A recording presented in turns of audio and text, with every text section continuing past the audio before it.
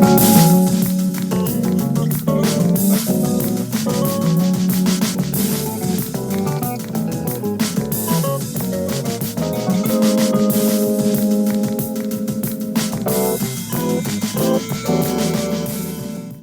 you hear Boat Cruise by Thundercat, you know it's time for the Sunday dinner here on K-Squid 90.7 FM, 89.5 FM, and 89.7 FM KSQT Prunedale. You can also stream live online at ksqd.org. That's ksquid.org. Join us this Sunday, January 21st, from 6 to 7 p.m., as we speak with Shayna Burns and company from Sankofa Sky Farm. Shayna's going to come back and give us an update on their production and new developments coming their way. We'll also speak with Darnell Rice, founder of the nonprofit Embrace. So, pull up a chair, put down your phone. It's time for the Sunday dinner with your host, yours truly, DJ Dupsie.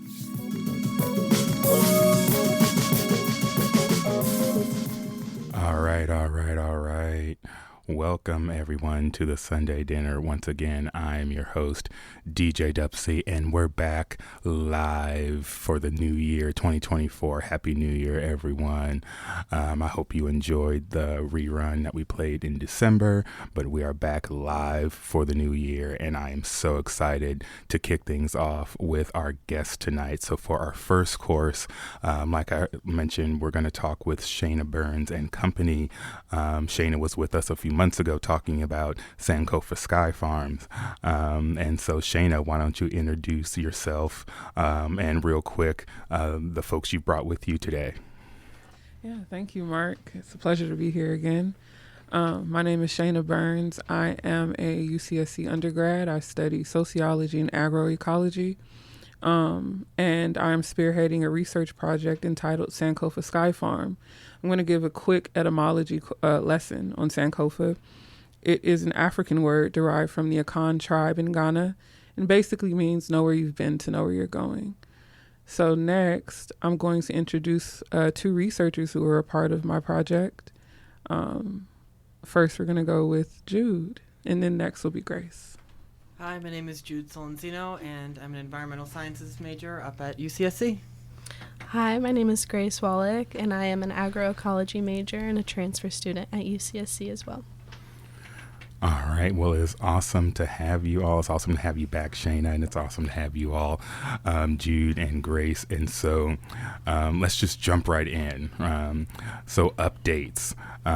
So tell us about this new lab space that you've all secured. Last time we spoke, we were talking about where on campus could support your vision and your efforts. And so now I understand there is a movement on a space to renovate that has been renovated. And so how are you able to grab that space for Sankofa Sky Farms, and what are your visions for the space? Yeah, so at UCSC at the farm, there is a building called the Madeline Russell Lab, and there is a greenhouse connected to that. That greenhouse has been sitting vacant for 2 decades. And so back in December, I went into that space and I saw the greenhouse, and I asked staff there if I could use it, and they said, yeah. Wow. And how does it feel to be making this progress? It feels amazing. It kind of feels surreal being an undergraduate and leading a research project with students. It's crazy, but it's super exciting. Mm-hmm. And I'm extremely passionate about the work that I'm doing. Side note. So last time I remember we talked about that passion, right? And so how do you maintain that passion when I'm sure there's been, ups and downs, and that saying that progress isn't just a straight line up, like it dips and it, has peaks and valleys. And so how have you been able to, if you don't mind me asking a question on the fly, how have you been able to maintain that passion throughout the twists and turns? I think I've taken a chapter out of one of our good sis's books, that sis being Harriet Tubman. Ashe. And how she took breaks on that Underground Railroad. And I believe that those breaks and those spare moments that she took allowed her to progress and allowed her to free so many people. And so that's what I do. When I'm overwhelmed, when things get too tough, I rest, I stop. I think that's what keeps me going, yeah. Ashe for Harriet Tubman. So in addition to Harriet Tubman, are there any other folks that you want to shout out who have helped you make this progress, whether they be here in this dimension or in another dimension? Definitely. First and foremost, of course, my ancestors are backing me. Ashe again. But at the farm, there are a few people who have been assisting me. Jimena, Christoph, Damian Parr, Stacy Philpott, Daryl Wong, Michael Loic have been instrumental in supporting my vision and pushing it forward, as well as my researchers, of course. The two that are here, Jude and Grace, and the others that weren't able to make it today. If you don't mind me taking a little sidebar here, or improvisationally asking some questions, because we have a couple questions that we'll get to specifically for you, Jude and Grace. And speaking on this topic of passion, right? I want to ask kind of you all the same question, like what has been your passion that's made you want to get connected with Shayna in this project?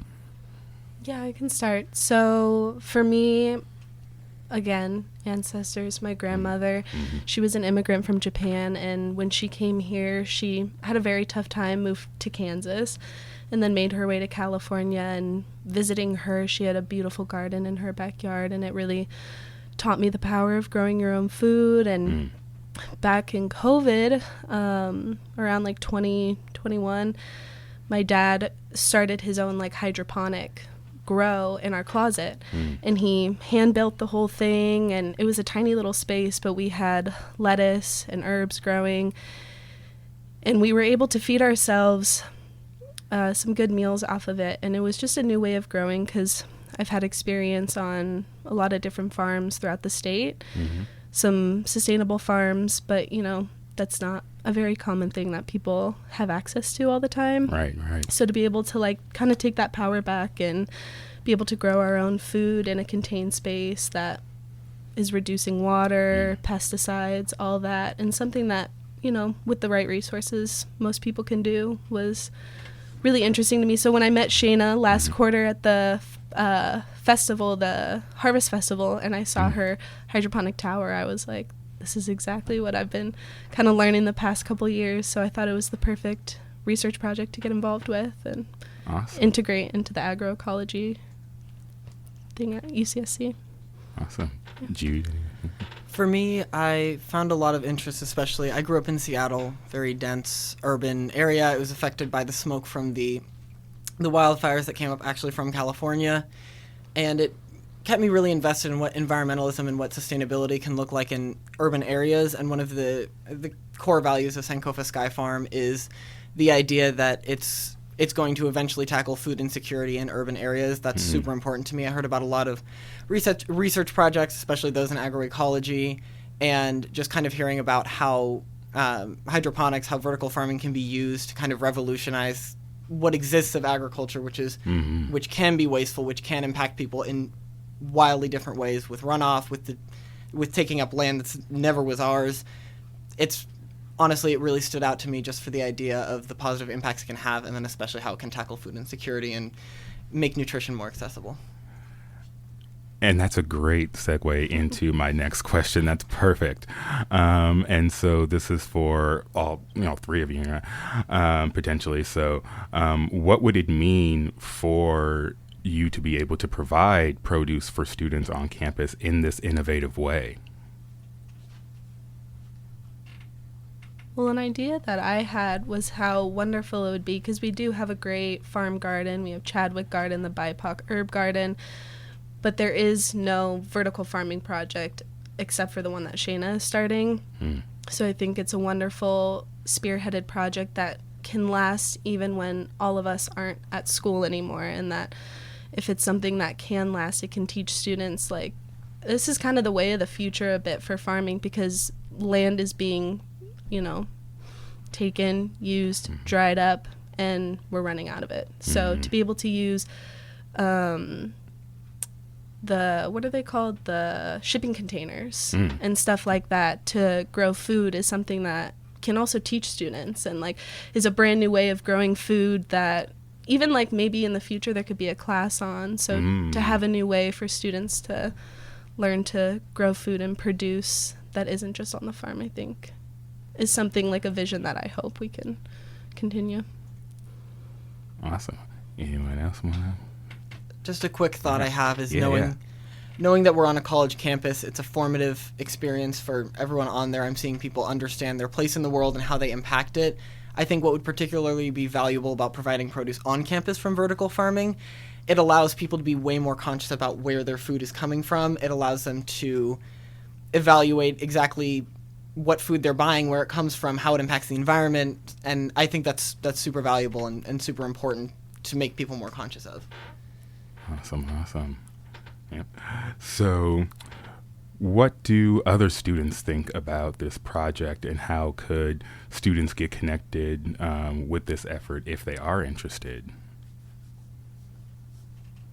Well, for what students think, I think Grace or Jude would be best to answer that. How students can get involved. They can engage with the farm. Pretty much anyone at the farm, administrator-wise, knows about my project and can guide them to me. They can also contact the resource centers, specifically Autumn Johnson. She's a director of the African American Resource and Cultural Center. She can help get them in contact with me, or ABC Student Success as well.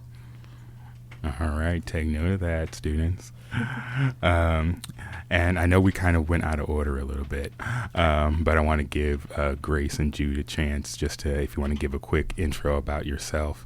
And I know you kind of touched on how or why you got involved, but just want to give you all a quick chance to tell the folks about yourself, whatever you want to share, challenge by choice, especially as it may connect to why you're involved with Sankofa Sky Farm. Yeah, so for me, I'm a transfer student from a community college called Sierra College, and I studied environmental science for quite a few years, but didn't really understand my niche yet in that area because it is a pretty broad subject. But a couple summers, I traveled, like I said, like around the state, and went to different farms and was able to see the different ways that food was being grown by different people. And farming, I think, was something that I did that I walked away from each time feeling like I was doing a good thing.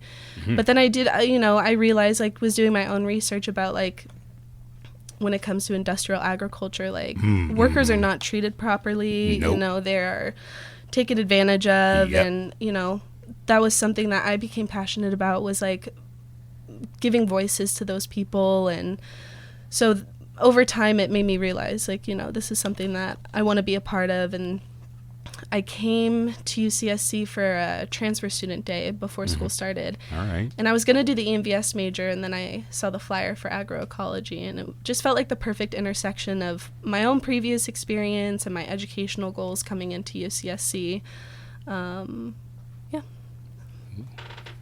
Then for me, I'm an environmental sciences major. I'm also minoring in politics, and the main reason I wanted to come to this research, and the main reason I'm in this field, is for the idea that no matter what scale it's at, I want to be able to contribute in a way to the community. I want to find research that contributes to communities in whatever way it is. This happens to be something that's a little bit closer to home, with a general idea of food deserts or more urban areas. That's been kind of an area of focus for me.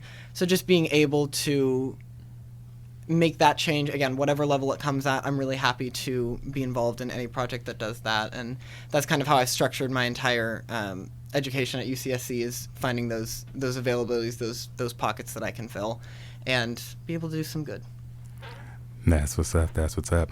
And if you're just tuning in, you are listening to the Sunday Dinner on 90.7 FM, 89.5 FM K Squid, and 89.7 KSQT Prunedale. You can also stream live at ksqd.org. That's ksquid.org. And so we're here with Shayna Burns and Grace and Jude from Sankofa Sky Farm. And they're giving us some updates about their work in this project. And so before we jump back into our last couple questions, Shayna, I just want to, if I may pivot to you real quick, just to re-explain, to remind folks of kind of maybe some of the logistics of how, like when people think like, what's a sky farm? Like, what do they mean, these towers and shipping containers?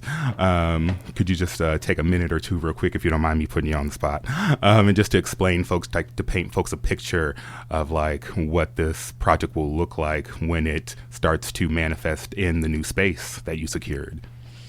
So the new space that we secured is a greenhouse.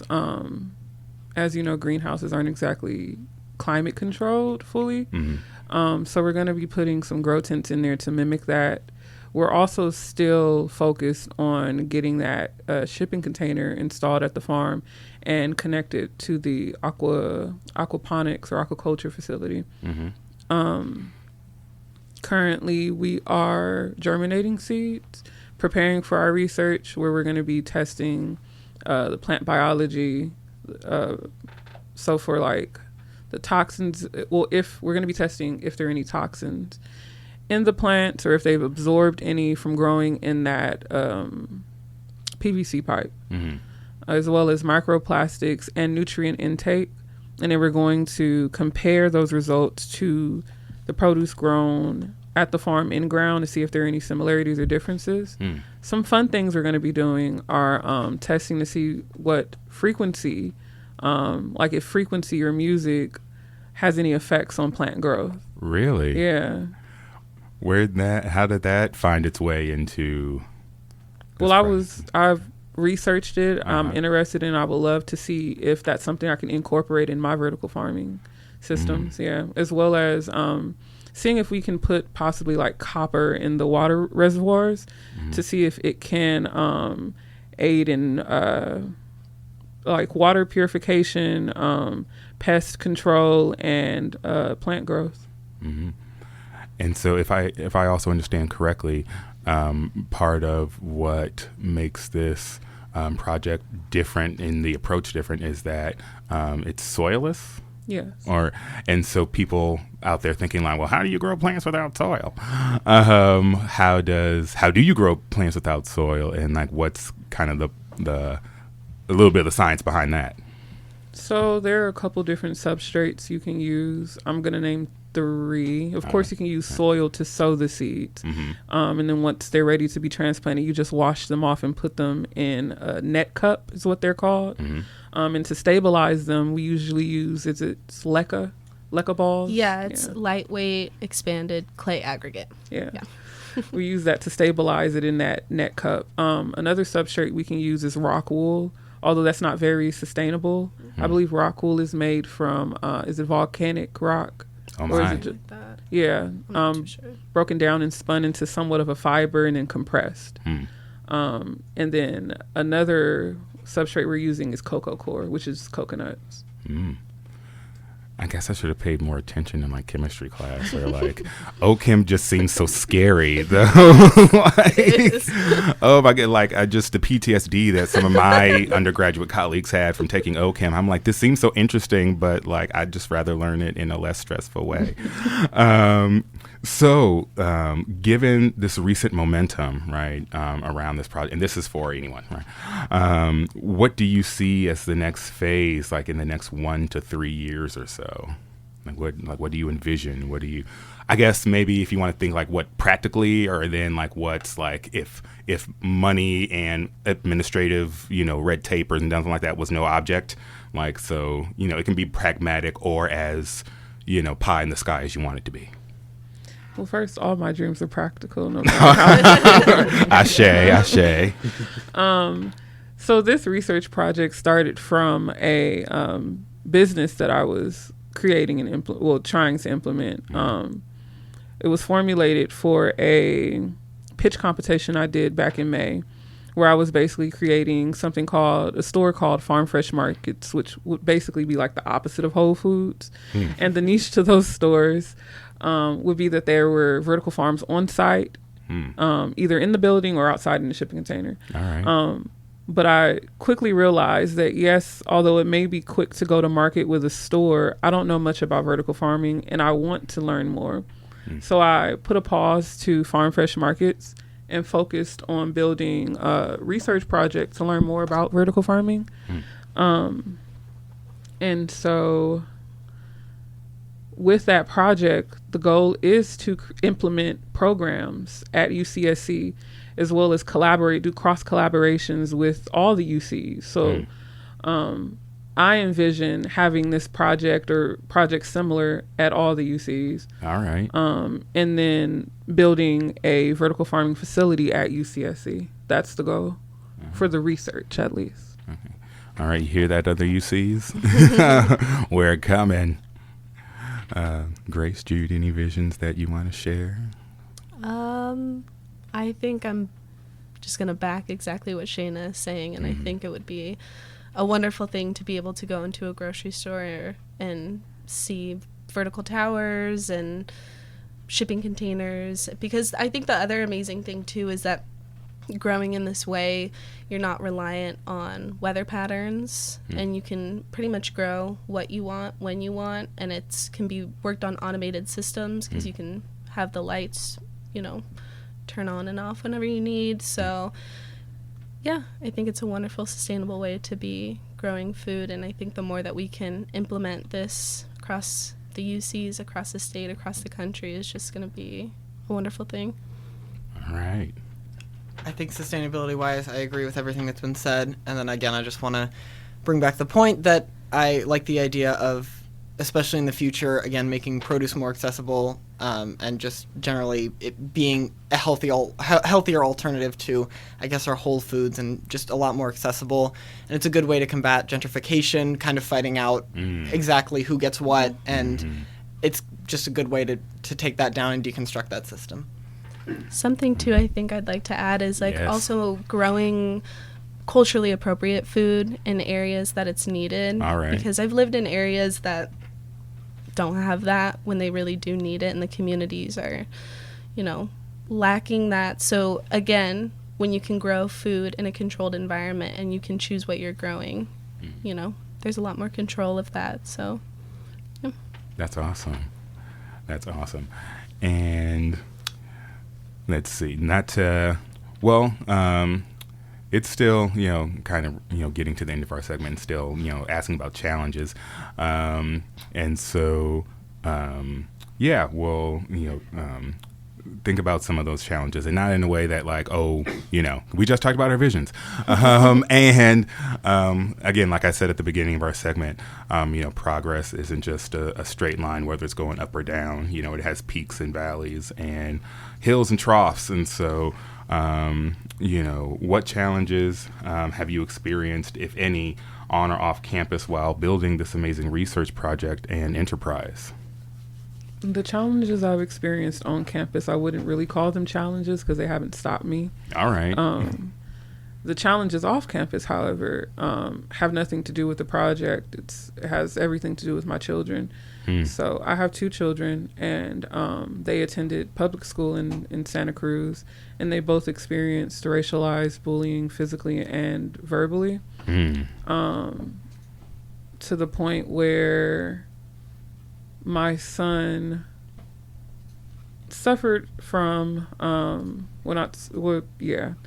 he had suicide ideation because of it, and was doing a bit of self-harm. And so I'm so sorry. Yeah, that was really difficult to find out. I found that out back in September, and it's been going on for over a year. Navigating that while doing this research project has been extremely difficult. However, I've been using the positives of the research to get me by, honestly. Yeah, I believe children deserve to live and grow and learn and thrive free of threat and conflict and violence. And I unfortunately had to pull them out of the school district, and homeschool them, and that's what I'm doing currently. It's a daily battle, but I see the end of it, and I'm just gonna focus on that. But yeah, that's the only challenge I've been experiencing, dealing with that in the city. What were you gonna say? Yeah. So because of all of that, I actually dedicated the next song that's gonna play to my son, my baby, Kai. I love you. But yeah. So yeah, thank you for sharing that with us, Shane. And so yeah, we're gonna cue up this next song and dedicate it to Kai. Yes. So this is Little Brown Boy by Ebony Janae.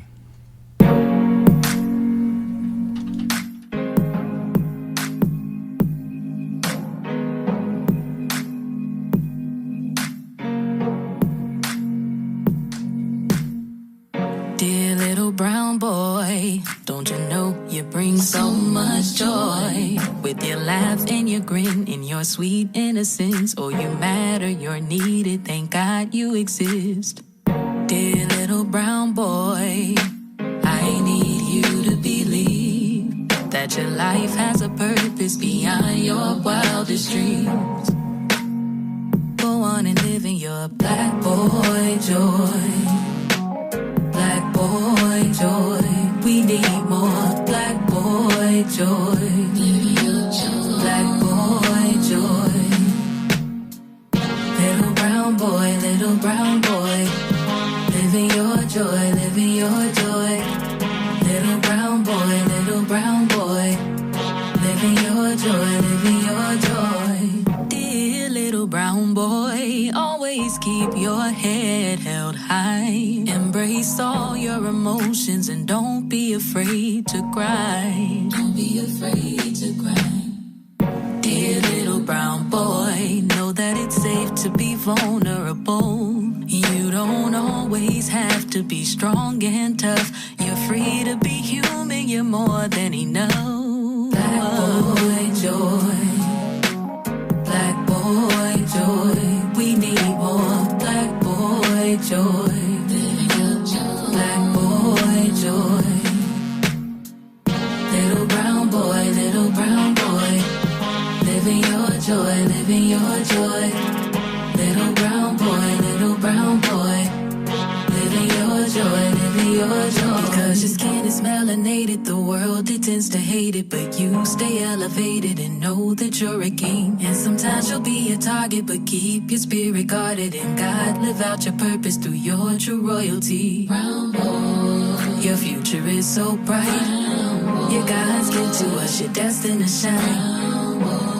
So dream as high as the sky, and never let nobody dim your light. Black boy joy. Black boy joy. We need more black boy joy. Black boy joy. Little brown boy, living your joy, living your joy. Little brown boy, living your joy, living your joy. Black boy joy looks good on you. You know your black boy joy looks good on you. You know your black boy joy looks good.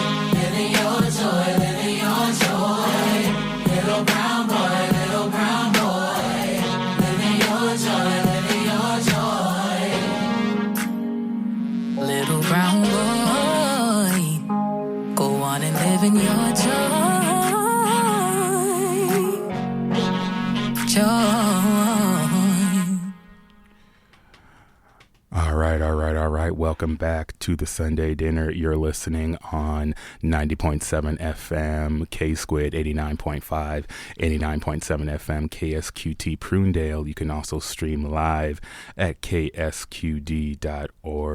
I want to thank our guests for our first course, Shayna and Grace and Jude from Sankofa Sky Farm.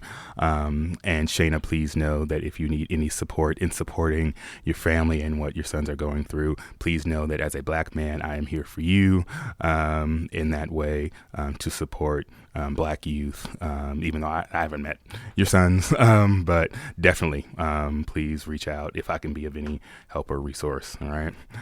So for our second course, we have my buddy Darnell Rice calling in from Arkansas.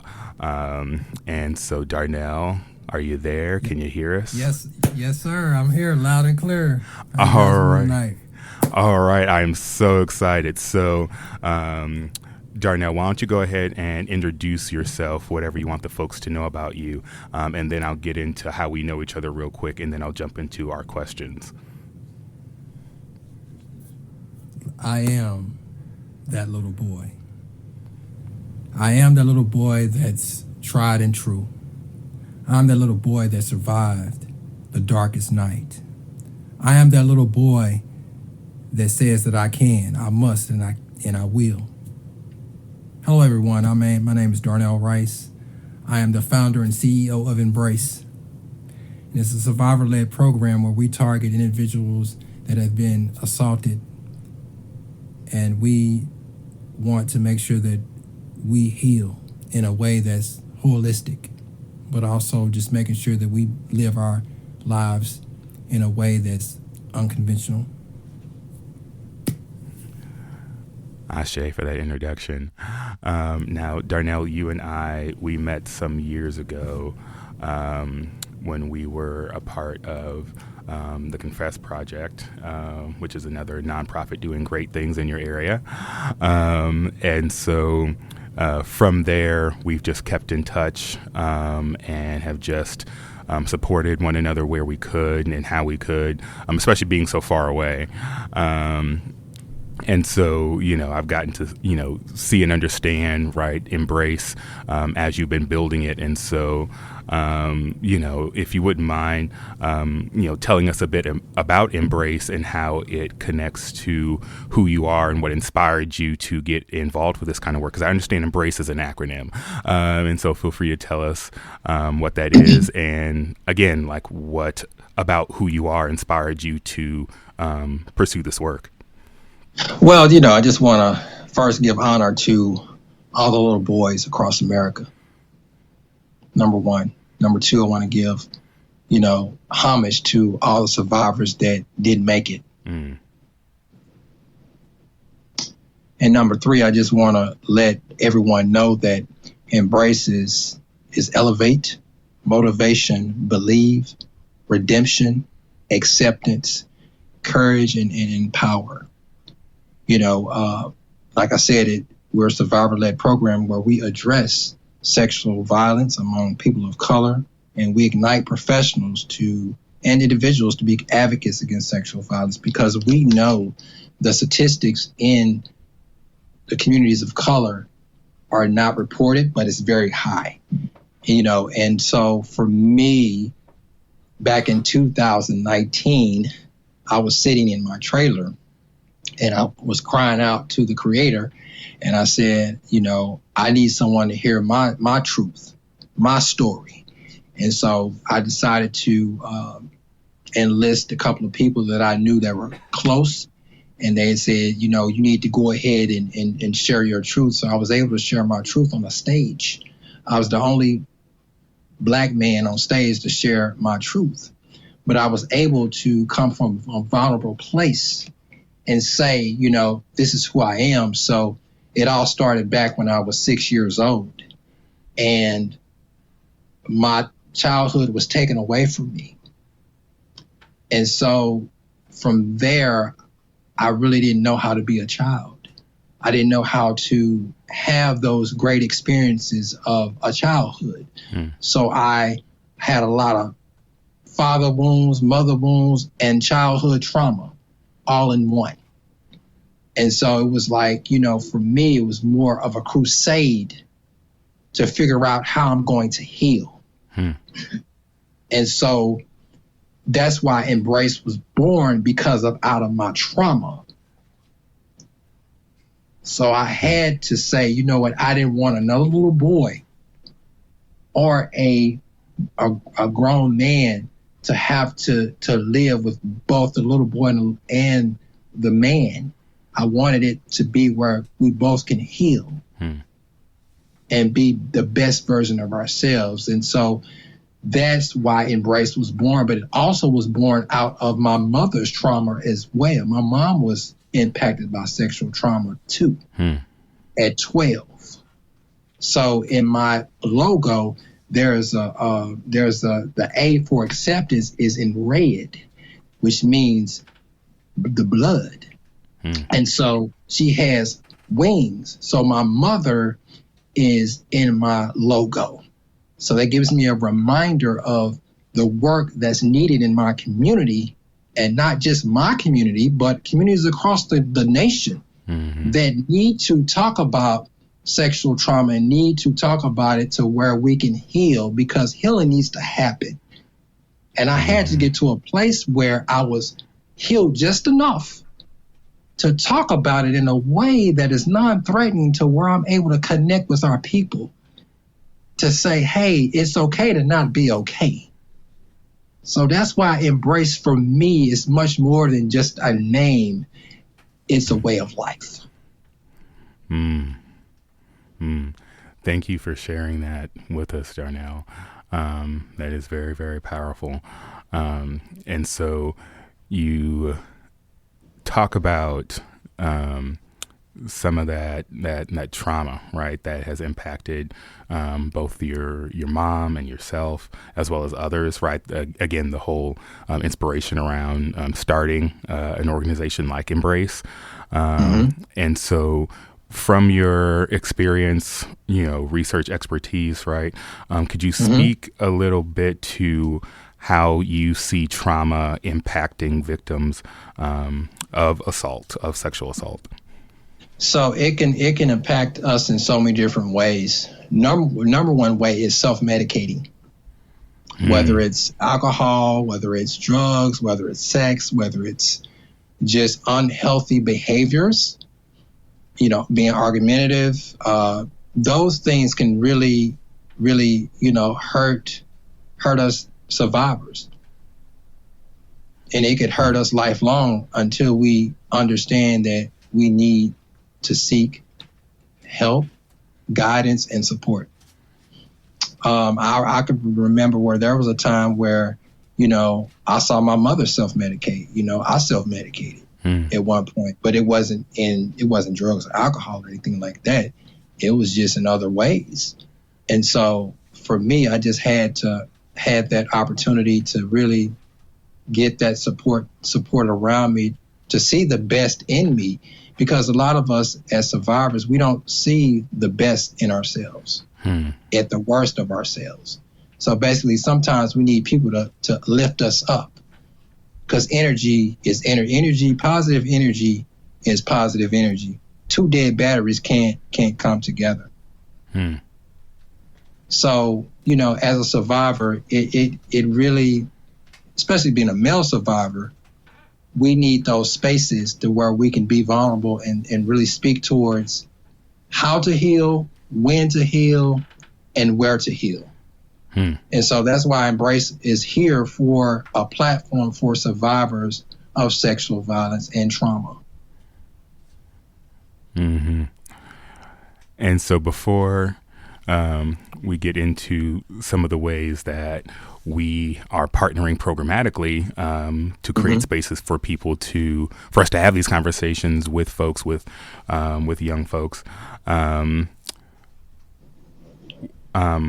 was going to give you just a chance to maybe speak to some of where folks can get in contact with Embrace, with you, Yes. because folks may be listening and be like, oh my goodness, this, your story may connect with somebody. And so if they wanted to reach out to you about Embrace, what would be the best way for folks to do that? They can always reach me on Instagram, embrace_elevate. They can also reach me also on Facebook as well. You can type in my name, and also I have a support group as well on Facebook. It's called Embrace You. And also you can reach me on email as well too.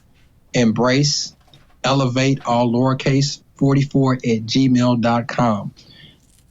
And also Embrace is a resource too. So if you call in, or if you email me and you may need some extra resources in your area, I can connect you to those resources, not only local resources, but national resources as well. Awesome. And so, that's Instagram at embrace_elevate. And then Yes. I said that, caught that email, embrace elevate, all lowercase, the number 44@gmail.com. Yes. And so, yes, if what, I'll call you my brother, if what my brother Darnell has been saying, has been speaking to you, and you have questions, please reach out. That's very important. And so, again, to the idea of what's some of the programmatic space that we've created to, help folks address, what we call the language of the machine, right? Whether it has to do with assault, whether it has to do with racism, gender oppression, right? We've started this program series called Curse Breakers, right? Where we aim to hold space in our community to talk about how to explicitly name and use our powers, our superpowers, if you will, to counteract oppressive forces and disrupt the intergenerational trauma. And so, question for you, Darnell, and how we've worked together to create this space. Why do you think it is important today that we talk about our powers and how to tap into our power? Well, because people need to see our powers. We all have superpowers.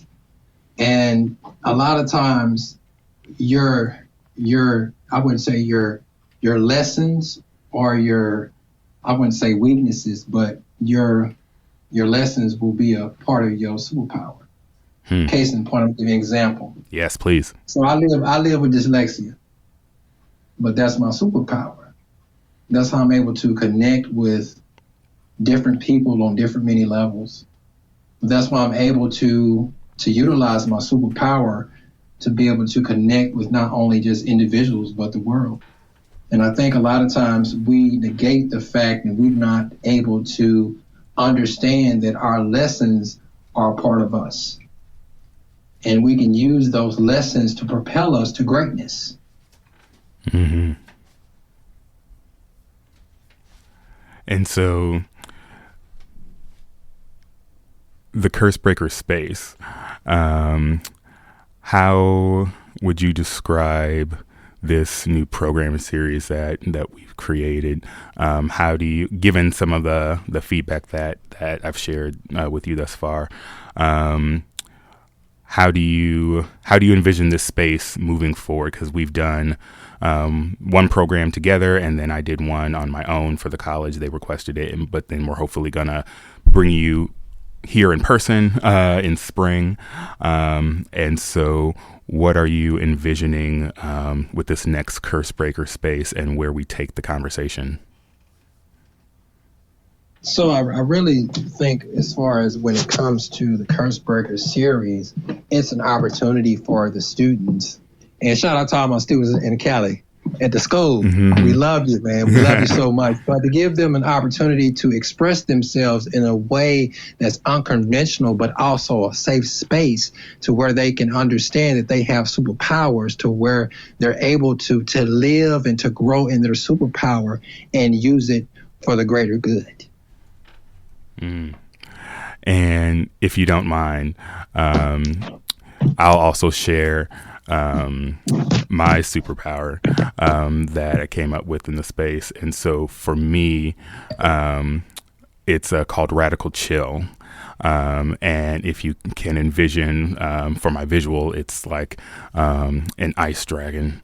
And so I say my power is radical chill because for some reason growing up, I just always had this very calm demeanor. Things that would, upset or like get under my family's skin wouldn't bother me as much. And so it worried my family a little bit because I thought that I wouldn't know how to like advocate for myself or stand up for myself. But that radical chill, is, definitely in the sense of like, I don't want to say picking your battles because I don't want to be like violent, but just knowing where and how to expend my energy, right? Knowing what to give the energy to or not, and knowing that that my calming presence or my calming demeanor can be, a superpower in that way. And so it's definitely been one of those things where, I've used that radical chill to reconcile and just reassure that inner child. And so if you don't mind me improvisationally asking this question, Darnell, given what we shared so far, but if it's too deep, just let me know.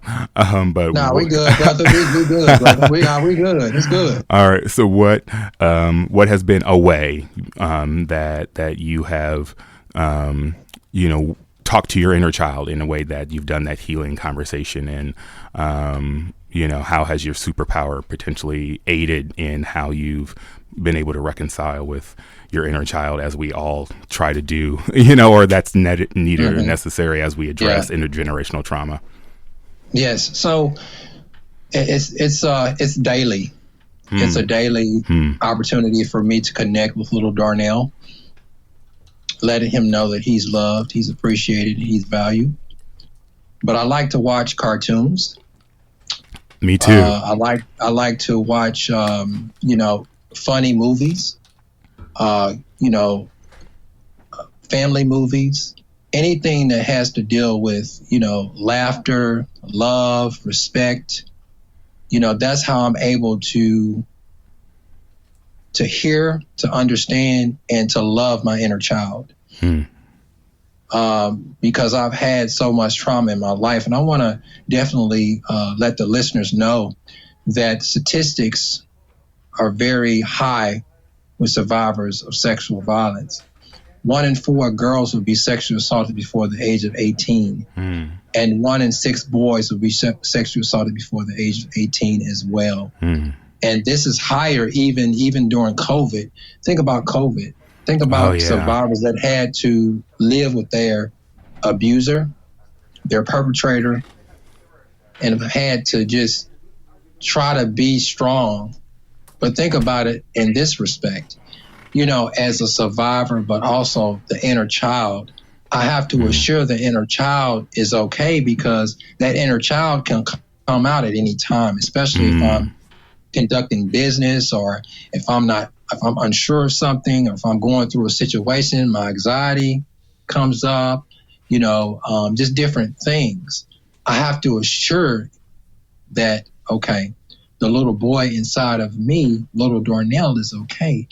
Big Darnell has the floor now. And I've had to, and this is daily, every day. I have to choose to be that survivor. Have to choose to say, little Darnell, you're okay now. You can rest. It's okay.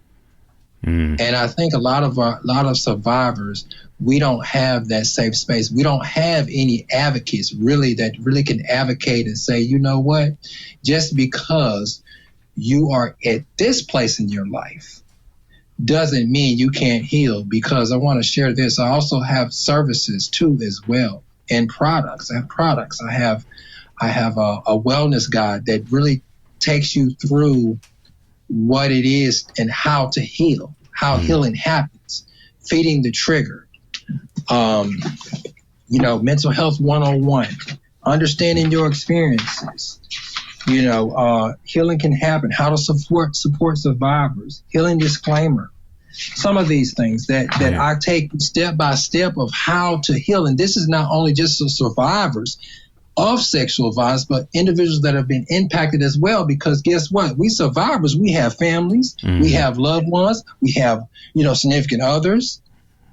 So I have this program as well, this curriculum that really talks about it in detail to really help your family members cope with what you're dealing with when it comes to, sexual trauma, and when it comes to understanding how mental health impacts us as survivors. So yes, I just want to share that too, as well. Awesome. Well, thank you for sharing that, Darnell. And if anyone listening, right, has any questions or know anyone that's impacted, or if you yourself want to talk to someone, you can reach out to the National Sexual Assault Hotline at 1-800-656-4673. Again, that's 1-800-656-4673. And so, Darnell, we've reached the end of our segment. And so we're going to cue up this next song. And folks, if you're just now tuning in, you're listening to the Sunday Dinner on 90.7 FM, 89.5 FM K-Squid, 89.7 KSQT Prunedale, and streaming live on ksqd.org. So we're going to cue up this next song here, and then hopefully have a couple minutes for our Just Desserts.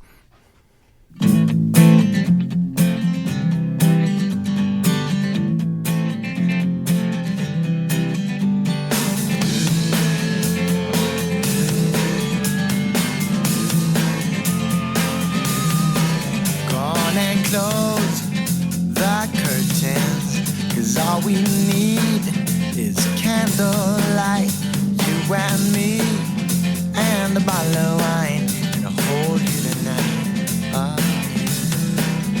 Well, we know I'm going away, and how I wish it were so.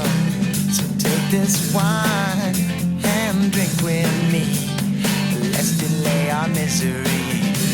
Say tonight. Fight the break of dawn, come tomorrow. Tomorrow I'll be gone, sing tonight.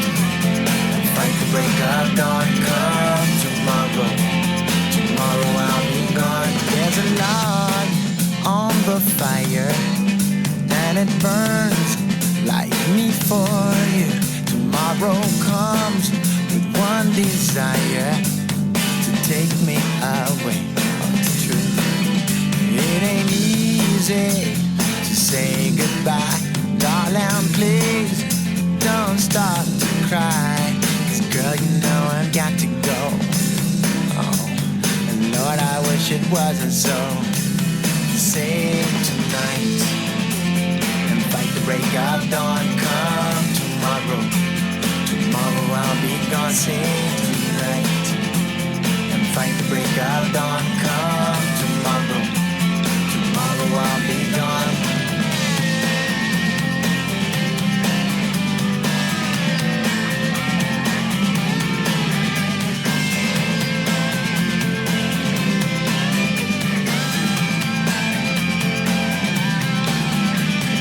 Tomorrow comes to take me away. I wish that I could stay. Girl, you know I've got to go. Oh, and Lord, I wish it wasn't so. Save tonight. All right. So that song you just heard was Save Tonight by Eagle Eye Cherry off his album Desireless. And that was 1997, y'all. That's a throwback. Were y'all born yet? Oh my goodness. Oh, time is a funny thing. It's a funny thing. I know, right? So we're back for our Just Desserts, right? We have everybody. We have Shayna and Grace and Jude, as well as Darnell. And so this is just a quick chance. We have about 4 minutes. And so if you heard each other's segment, this is just a chance for you all just to ask any questions of each other or give any kudos or praise. I want to. Yeah, go ahead. Go for it. I just want to real quick, man. All the way from Arkansas. I went onto your Instagram, followed you, and everything. I'm loving it. I love it. So blessings and pieces to you from Arkansas, and just letting you know, keep doing what you're doing for the world and for humanity, because we need sisters and brothers that are about the business. So, thank you. Go for it, Shayna. I want to say the same for you. The work that you're doing is extremely important.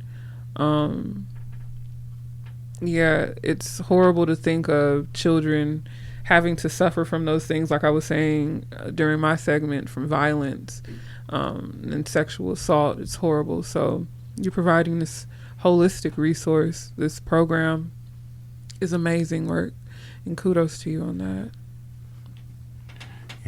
Ashe. Not to put you on the spot, but you, Grace, don't want to leave your voices out if you have anything you want to say in response to what you heard from Darnell. Yeah, I would just like to say, Darnell, as well, it's a wonderful thing that you're doing. There's never, how should I phrase it? There always is a need for more advocacy when it comes to that kind of thing. And hearing the statistics of 1 in 4 and 1 in 6 boys and girls experiencing that before the age of 18 is just, especially during COVID.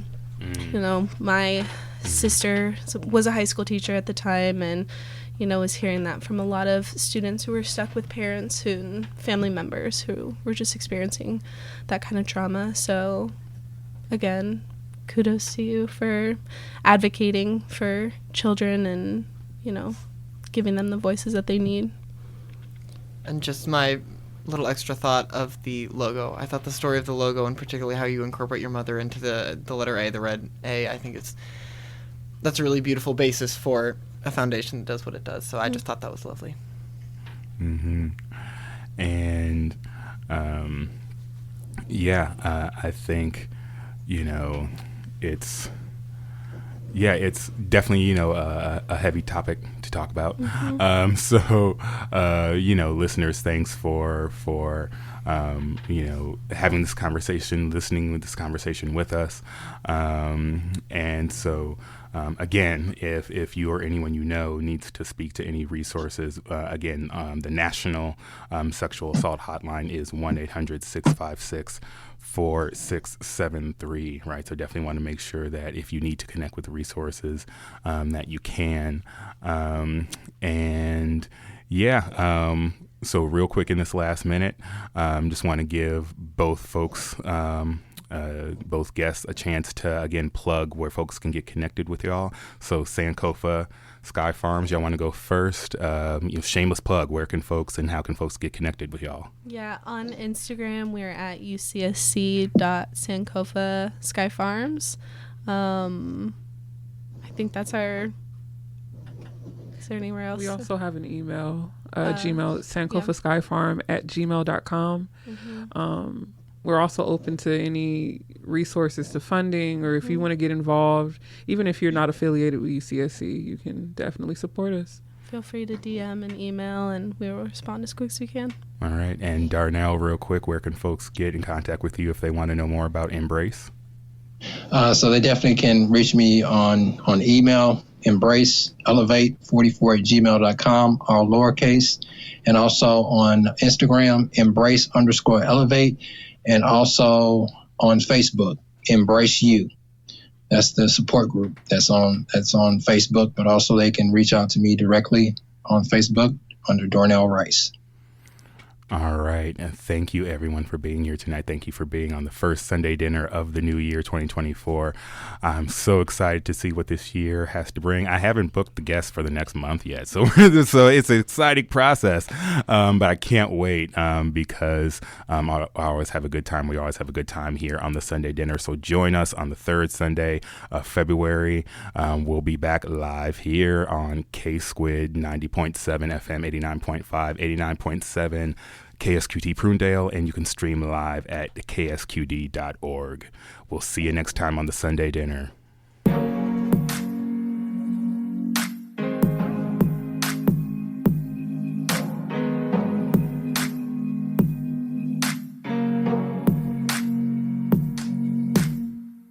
Dear little brown boy. Don't you know you bring so much joy with your laugh and your grin and your sweet innocence? Oh, you matter, you're needed, thank God you exist. Dear little brown boy, I need you to believe that your life has a purpose beyond your wildest dreams. Go on and live in your black boy joy.